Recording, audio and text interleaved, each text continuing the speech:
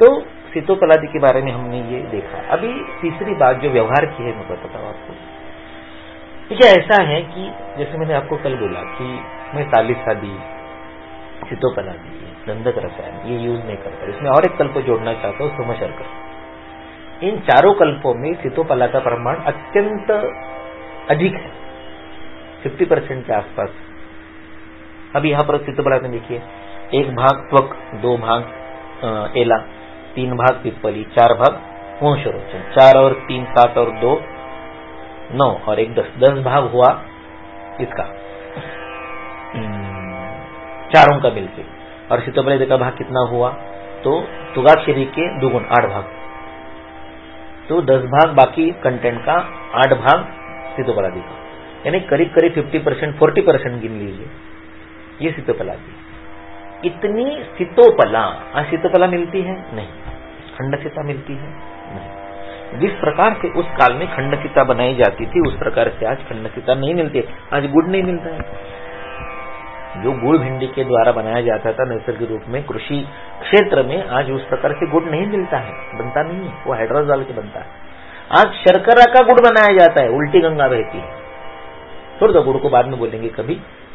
तो आज की जो सीतोपलादी की निर्मित होती है उसमें आज की शर्करा पड़ती है जो शुगर फैक्ट्री से आती है, जिसमें बहुत सारे केमिकल्स, और जो शुगर निर्माण होती है उसका इक्षु बनाने के लिए भी उतना ही फर्टिलाइजर बच रहा है। तो ये जो सीतोपला है जिस नाम से आज पड़ती है वो शर्करा है, वो शक्कर है, वो शुगर है, वो सीतोपला का काम नहीं करती, इसलिए वो क्लेद बढ़ाती है और वो हाइग्रोस्कोपिक होती है, इसलिए उसमें 3 महीने के बाद गंध बदल जाती है, उसका जो कंसिस्टेंसी है चूर्ण का वो बिगड़ जाता है। इसलिए ऐसे कल्पों को यूज नहीं करो। अरे 4 कंटेंट एक साथ कर लो यार, उसमें सीतोपलादी की जगह यष्टि डालो, सारीवा डालो, विदारी डालो, मधुरी डालना है ना, शर्करा ही क्यों डालनी है?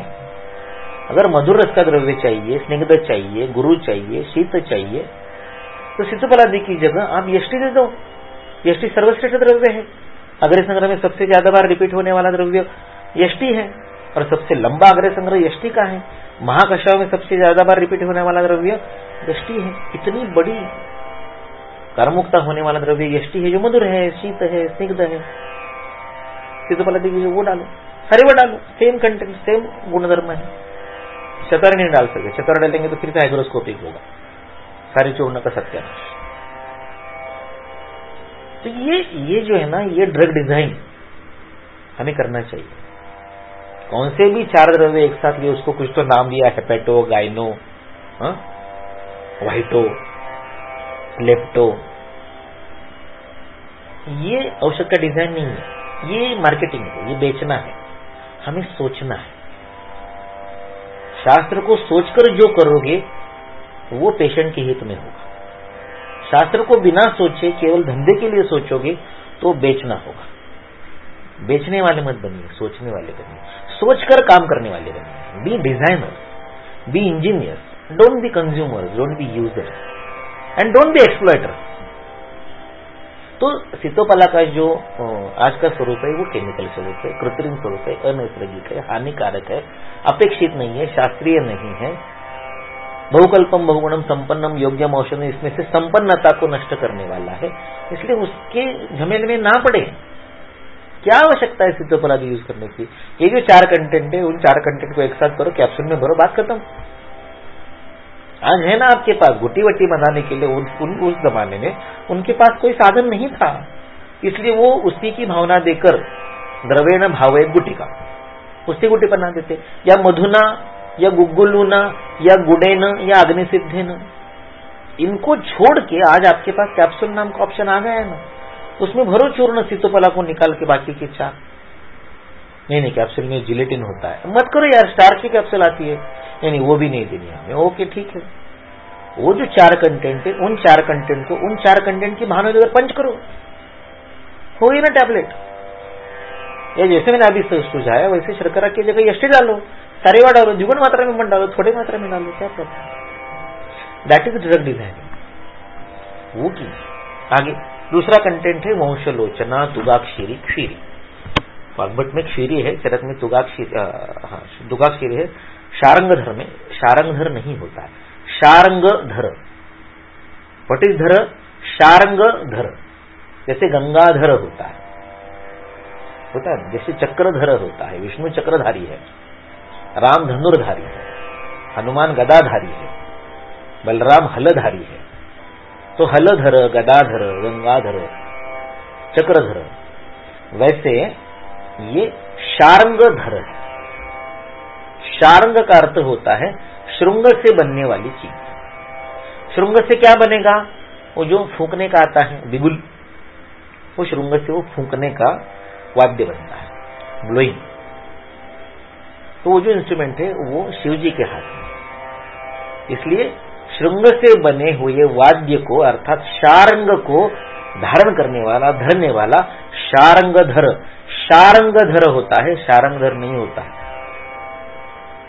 Be in the pursuit of perfection. आप अपनी भाषा का रिस्पेक्ट करोगे तो बाकी के लोग करेंगे। आप अपनी भाषा के बारे में कैजुअल रहोगे, बाकी के लोग उससे भी ज्यादा कैजुअल रहेंगे। कट्टरता बहुत आवश्यक होती है। आप साइकोलॉजी का स्पेलिंग कभी भी SYKOLOGI नहीं लिखेंगे। क्या बोला? SYKOLOGI। इसका उच्चार क्या होता है? साइकोलॉजी होता है कि नहीं होता? आप लिखोगे? नहीं लिखोगे। आप लिखोगे PSYCHOLOGY, जिसमें से उच्चार कभी भी साइकोलॉजी नहीं होता। लेकिन आप उसको फॉलो करते हो because they respect their language, hence you also. हम हमारी संस्कृत का रिस्पेक्ट नहीं करते, इसलिए बाकी कोई नहीं करता है। इसलिए शारंगधर होता है, शारंगधर नहीं होता है। तो शारंगधर में वंशलोचन है, वंशरोचन है। चरक में तुगाक्षीरी है, वाग्भट में क्षीरी है। ये द्रव्य आज मिलता नहीं है, ऐसे यूरोप में उपलब्ध नहीं है। वहां पर केमिकली डाला जाता है। अगर 5 में से 3 द्रव्य जिनका प्रमाण है 8 भाग और 4 भाग, यानी 12 भाग, कुल मिला के 18 भागों में से 12 भाग अगर कृत्रिम है, अनैसर्गिक है, अशास्त्रीय है, तो ऐसे कल्प को प्रयोग करने का आपको मन कैसे होता है? ऐसा कल्प आप पेशेंट को दे कैसे सकते? इतनी बड़ी वंचना, इतनी बड़ी प्रताड़ना, कैसे आप कर सकते हो? ये न्याय है? ये नीतिमत्तापूर्ण है? नहीं है ना। तो छोड़ दो ना यार, वो क्या जरूरत है उस सिद्धपराधी के पीछे दौड़ने की? आपको रुक्षी द्रव्य चाहिए ना, तो शोषण करे, शुष्क द्रव्य चाहिए आपको। कटुकी डाल दो, कुटज डाल दो, अत्यंत रुक्ष है। हृदय की डाल दो, बहुत रुक्ष है। आमल की डाल दो, बहुत रुक्ष है।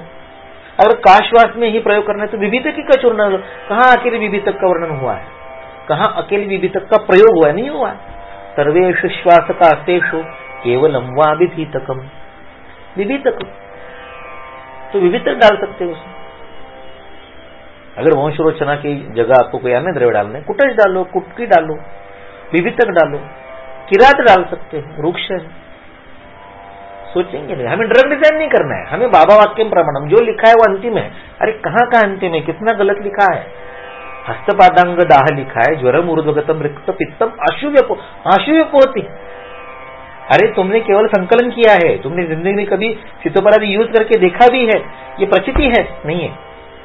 जिस शारंगधर ने सितोपलादी चूर्ण लिखा और उसकी फलश्रुति लिखी, उसने जिंदगी में किसी पेशेंट को हस्तपादांग दाह के लिए, ज्वर के लिए, ऊर्ध्व रक्त पित्त के लिए सितोपलादी देकर भी देखा होगा? अगर देकर देखा होता तो आशुव्यपो होती, कि नहीं लिखता। तो 18 भागों में से 8 भाग सितोपलादी जो नहीं मिलती है नैसर्गिक रूप में, अच्छे रूप में जो मिलती है वाहितकारी है। वंशरोचना नहीं मिलती जिसके 4 भाग हैं, वो नहीं मिलती है। क्यों करना है ऐसे चूर्ण के पीछे दौड़ना है? नहीं, एक त्वक, 2 एला, 4 पिप्पली, 8 वंशलोचन और 16 त्रिफल, सॉरी सितोपला। 16 और 8, 24 भाग के द्रव्य नहीं मिल रहे हैं। और बाकी 3 द्रव्य है, पिप्पली 4, एला 2 और त्वक 1। 4 और 2 6, 6 और 1 7। 7 भाग आपके पास हैं, जो प्रायः आपको मिलते हैं, बहुत अच्छी तरह से मिलते हैं। उत्तम नहीं तो मध्यम मिलते, लेकिन ये 2 तो मिलती ही नहीं है, ये कृत्रिम है। जो 16 और 8 24 भाग है, यानी इन 7 भागों की तुलना में त्रिगुण से भी अधिक है। तो त्रिगुण से भी अधिक अपराध करके हम ये सोचते हैं कि सिद्धोपलब्धि से रिजल्ट आता है। अरे क्यों खुद को फंसाते हो, पेशेंट को फंसाते हो, भगवान को फंसाते हो, शास्त्र को फंसाते हो, वाग्भट को फंसाते हो, चरक को फंसाते हो, अपने अंतरात्मा को फंसाते हो। कितने अनीतिपूर्ण व्यवहार करोगे और क्यों? बेचने के लिए। पर बेचने से पहले सोचो ना, पहले सोचना बाद में बेचना।